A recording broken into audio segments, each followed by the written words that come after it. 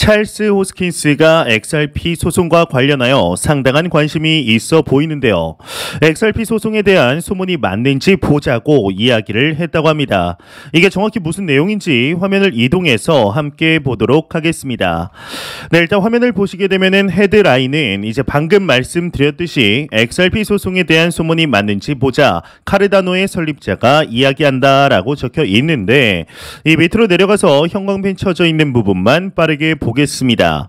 이 기사의 첫 줄을 보면은 이 찰스 호스킨스가 리플과 SEC의 사건 결과를 알기 위해 간절히 기다리는 것 같다라고 적혀 있는데요.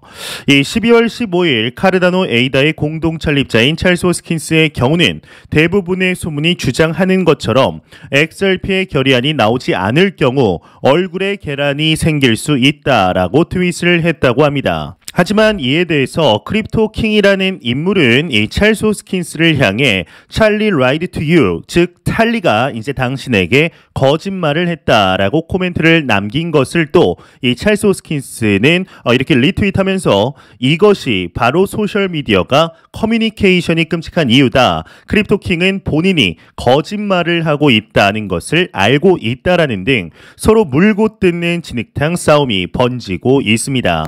구독과 좋아요, 알림 설정 부탁드립니다. 안녕하십니까. 암호화폐 정보를 전달해 드리는 닥터 비트맨입니다.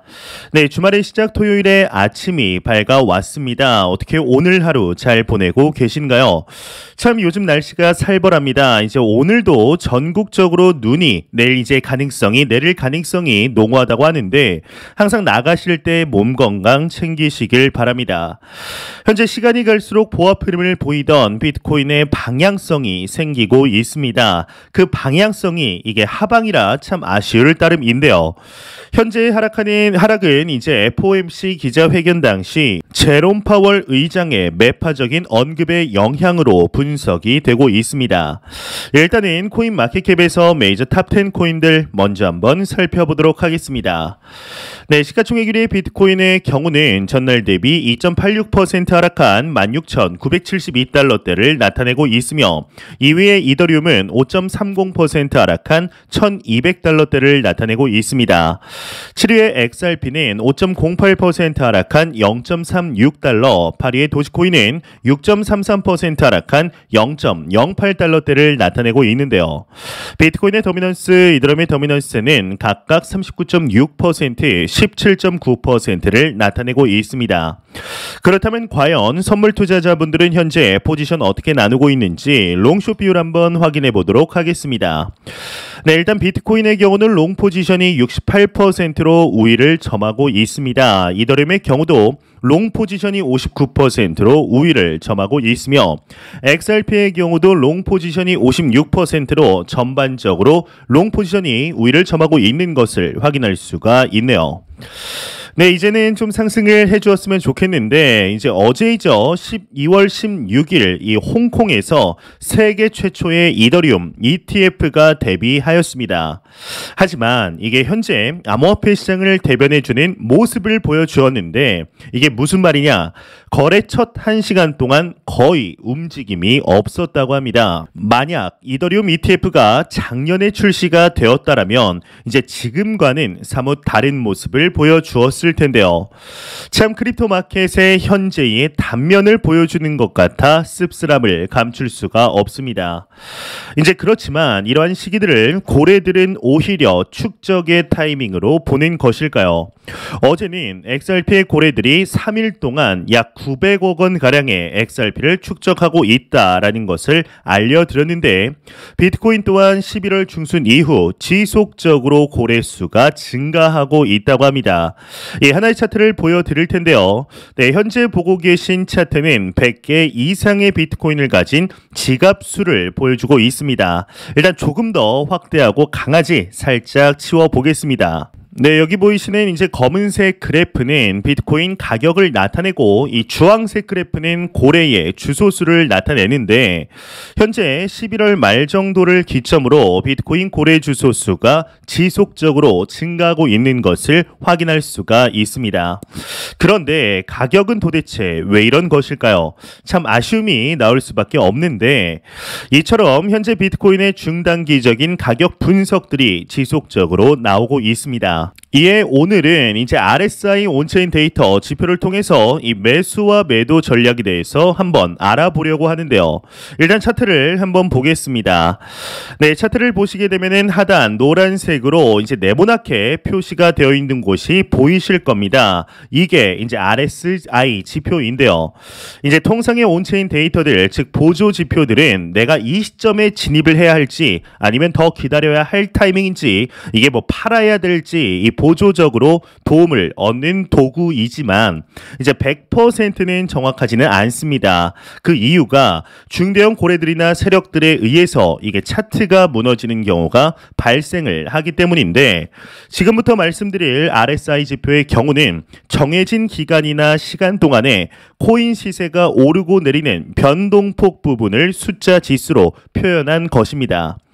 이 과매도 구간이나 과매수 구간을 매우 쉽고 직관적으로 확인할 수 있는 지표인데요. 이제 차트는 보는 사람마다 그 기준이 다 다릅니다. 이제 어떤 투자자들은 과매수 구간을 RSI 80으로 잡는 투자자들도 있고 과매도 구간은 이제 20으로 잡는 분들도 있습니다. 보통은 이와 같은 정의를 내리게 되는데요. 이 RSI 지수가 70 이상일 때 과매수 구간이고 이 50일 때는 적정하다, 30 이하일 때는 과매도 구간으로 봅니다. 그래서 RSI가 50을 유지하면서 그 근처에서 움직일 경우는 이 횡보 구간 혹은 지지선 구간 등 지수가 애매한 위치에 있기 때문에 위아래 어디로 갈지 예측하기가 어렵죠. 일단은 빗썸과 트래블룰이 연동된 이 빙엑스 거래소의 차트를 보면서 한번 예시를 보도록 하겠습니다. 네, 저는 보통 과매수 구간을 70, 과매도 구간을 30으로 잡는데요. 이건 어제 저녁에 캡처를 해둔 사진입니다. 이제 RSI가 73을 기록하면서 이 과매수 구간에 진입을 하였고 이후 가격이 하락하는 모습을 확인할 수가 있는데요. 이제 통상에 우리가 차트를 볼 때는 뭐 1분봉, 5분봉, 15분봉, 1시간, 4시간봉 차트를 계속해서 번갈아 봐야 하는데 이게 힘드니 차트를 동시에 띄어서 보게 됩니다. 이제 이러한 방식으로 말이죠. 이게 딱 봤을 때는 되게 좀 어지러워 보이는데 생각보다 간단합니다. 이제 이러한 방식으로 여기 있는 시간대는 여러분들이 선호하는 시간대로 맞춰서 진행을 하시면 되고 보면 이제 분봉별로 RSI 지수가 모두 다 다른 것을 이제 확인할 수가 있습니다. 이제 맨 왼쪽 위에 있는 1분봉으로 보았을 때는 분명히 이제 과매도 지점 근처인 것 같아서 이렇게 진입을 했는데 다른 분봉으로 보니 과매수 구간 지점이어서 계속 하락하는 경우가 있습니다. 지금 보면은 이 1분봉을 제외한 5분, 15분, 30분봉은 모두 과매도 지점인 것을 확인할 수가 있습니다. 이처럼 이제 온체인 데이터를 통해서 단기적인 매수, 매도 지점 가격의 흐름들을 유추할 수가 있는데 이러한 온체인 데이터는 복수의 데이터들을 통하여 그 확률들을 올리는 데 초점을 두고 있습니다. 이게 만약에 100% 맞으면 뭐 누구나 다 부자가 되겠죠. 이러한 온체인 데이터들을 통한 분석 그리고 여러 개의 데이터를 취합하는 과정에 대해서 꾸준히 영상을 업로드할 생각입니다. 혹시 아직 구독 안 누르신 분들 계시다면 네, 구독 한 번씩만 부탁드리겠습니다. 이러한 소식과 더불어서 매일같이 나오는 리플 XRP에 관한 소식이 오늘도 또한 나왔습니다. 현재 리플사의 경우는 미 SEC와의 소송으로 힘든 시간들을 보내고 있는 와중 그럼에도 긍정적인 소식들이 지속적으로 나오고 있습니다. 특히나 존 디튼 변호사의 발언으로 내년 상반기 안에는 마무리될 것이라는 기대감이 증폭되고 있는데 이에 오늘은 카르다노의 설립자이죠. 이 찰스 호스킨스가 XRP 소송과 관련하여 상당한 관심이 있어 보이는데요. 이 XRP 소송에 대한 의문이 맞는지 보자고 이야기를 했다고 합니다. 이게 정확히 무슨 내용인지 화면 이동해서 함께 보도록 하겠습니다. 네, 지금 이제 화면을 보시게 되면은 헤드라인은 방금 말씀드렸듯이 XRP 소송에 대한 소문이 맞는지 보자, 이 카르다노의 설립자가 이야기한다라고 적혀 있죠. 이 밑으로 내려서 형광펜 쳐져 있는 부분만 빠르게 보도록 하겠습니다. 일단 기사의 첫 번째 줄을 보게 되면은 이 찰스 호스킨스가 리플과 SEC의 사건 결과를 알기 위해 간절히 기다리는 것 같다라고 적혀 있는데, 여기 12월 15일 카르다노 에이다의 공동 창립자인 찰스 호스킨스의 경우는 대부분의 소문이 주장하는 것처럼 XRP의 결의안이 나오지 않을 경우 얼굴에 계란이 생길 수 있다라고 트윗을 했다고 합니다.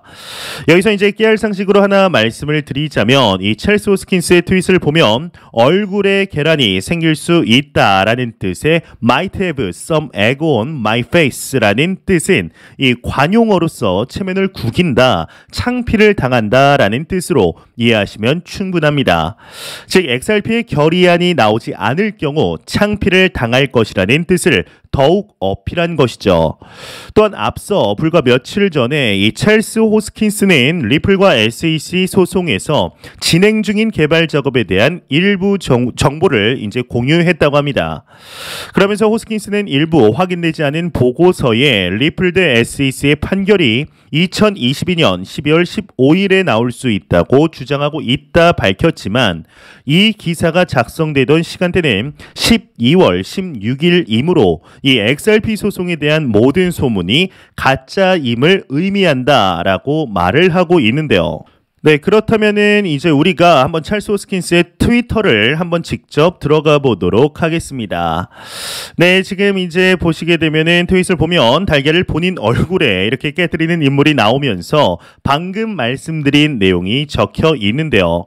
하지만 이에 대해서 크립토 킹이라는 인물은 이 찰스 호스킨스를 향해서 Charlie's lied to you, 찰리가 당신에게 거짓말을 했다라고 코멘트를 남긴 것을 또 찰스 호스킨스는 리트윗을 하면서 이것이 바로 소셜미디어가 커뮤니케이션이 끔찍한 이유다, 크립토 킹은 본인이 거짓말을 하고 있다라는 것을 알고 있다라는 등 서로 물고 뜯는 진흙탕 싸움이 번지고 있습니다. 참, 이 소송과 관련하여서 언제 끝난다라는 이야기들이 계속해서 들리고 있죠. 이제 최근에는 그럼에도 수많은 데이터들이 공통적으로 2023년 상반기 안에는 끝날 것이라는 공통 분모가 모이고 있지만, 이마저도 그동안 되었던 XRP 투자자들에게는 신뢰가 안 생기는 것이 사실입니다. 정말 2020년 12월부터 시작이 되어서 이제 700일이 넘게 진행이 되고 있는 이 소송의 향방이 어디까지 이어지게 될지 이제 많은 투자자분들이 기다리고 있는 상황인데, 소송이 하루라도 빨리 끝이 나서 그동안 흘린 피눈물을 모두 보상받을 수 있는 시간이 하루라도 빨리 오기를 진심으로 바라해 보겠습니다. 네, 이제 우리가 기본적으로 코인에 투자를 하게 되면 알아야 할 것들이 너무나 많습니다. 그 중에 가장 중요한 것 하나를 꼽으라고 한다면 여러분들은 어떤 것을 꼽으실 건가요? 이제 저는 이제 기본적으로 비트코인 반감기를 꼽을 것 같습니다. 이 비트코인 반감기는 여러분들도 잘 아시죠? 이게 4년을 주기로 일어나게 되는데 4년마다 시간당 채굴할 수 있는 비트코인의 양이 절반으로 줄어들게 됩니다. 이제 희소성은 가격의 상승을 일으키게 되고 곧 투자자들이 돈을 벌 수 있는 시기라는 뜻이 되게 되는 것이죠. 이 크립토 인플루언서 벤 암스트롱의 트윗을 보게 되면은 알 수 있듯이 탑, 바텀, 그리고 새로운 신고점 뉴 ATH를 이제 기점으로 주기가 이어지고 있습니다. 네, 물론 1년마다 완벽하게 이게 들어맞는다라고 보기는 어렵지만 주기를 이해하는 데는 충분하게 도움이 됩니다. 이제 주기가 이렇습니다. 이제 가격이 탑을 찍고 바닥을 찍은 다음 반감기가 오고 새로운 신고점을 찍습니다. 참 간단하죠. 이제 이걸 이렇게 본다면 이제 작년 2021년은 탑이었고 2022년은 바닥입니다. 이때 이번 2022년이 완벽한 바닥이라고 보기 어려운 경우가 발생을 합니다. 예를 들어서 2018년부터 2019년까지는 계속해서 바닥을 기었죠. 그러다가 반감기가 오고 2020년 하반기부터 가격이 상승하였습니다. 이러한 관점에서 볼 때 바닥은 통상 길게는 2년에서 2년 반까지 이어지는 것을 확인할 수가 있습니다. 그러면 적어도 2024년 중반까지는 가격이 지지부진할 수 있다는 것을 기억해야 합니다. 또한 현재 한 가지 변수가 있습니다. 바로 지금 비트코인을 비롯한 크립토 마켓은 미국의 기술주와 연동이 크게 되어 있습니다. 그래서 2023년 내년 연준이 금리를 동결하거나 만약 피벗, 즉 금리 인하가 일어날 경우에는 코인 가격이 상승할 수 있는 기회가 만들어지게 됩니다. 이제 물론 현 FOMC에서 나온 발언을 보았을 때 피벗의 가능성은 내년 기대하기가 조금 어렵죠. 이제 당장 가격이 얼마까지 빠질지 바닥을 어떻게 잡을지 고민을 하는 것보단 그냥 지금 비트코인을 매월 사면 됩니다. 그 자체가 평돈가를 형성하게 되고 비트코인 상승기에 큰 수익으로 보답을 하게 되죠. 이게 참 힘든 시기라는 것을 절대로 부정할 수 없지만 여러분들이 투자하고 계신 자산에 대한 공부를 절대로 멈추지 마시고 매 영상 말씀드리지만 절대로 단기적인 시각이 아닌 장기적인 시각으로 또한 오랜 시간 동안 함께 할 수 있는 여유 자금을 통하여 투자를 진행하시길 진심으로 바래 보도록 하겠습니다. 제가 준비해온 소식은 여기까지입니다. 영상이 도움이 되셨다면 구독과 좋아요 그리고 광고 한 편만 처음부터 끝까지 시청 부탁드립니다. 이 채널은 오직 광고 수익으로 운영이 되게 됩니다. 항상 영상 시청해 주시는 시청자분들, 구독자분들 너무나 감사드립니다. 오늘 남은 시간 잘 마무리하시길 바라면서 저는 더욱 도움이 되는 영상으로 찾아뵙도록 하겠습니다. 지금까지 닥터 비트맨이었습니다. 감사합니다.